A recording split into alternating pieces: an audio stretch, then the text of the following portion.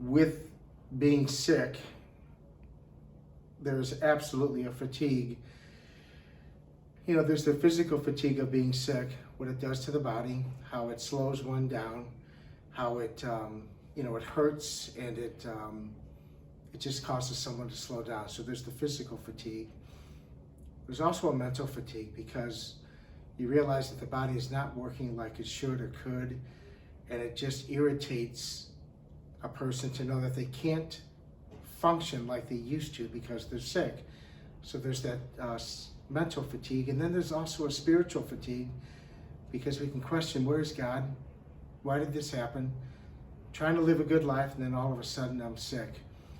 However, with all of those very real fatigues that have to be respected, what I hope is we can remember this.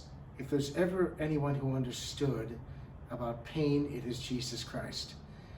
What he endured with his passion and his death reminds us that yes, he understands the fatigue that comes from the body being hurt, but what he did through all of that was one simple thing. He prayed to God. He stayed close to his Father.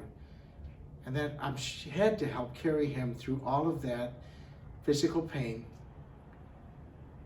through his death and his resurrection. So what I'd like to say to folks is simply this: with cancer and the fatigue that comes from it, please do not lose hope in God, because he understands. And for Jesus, that was basically his source of strength, the gift of his Father.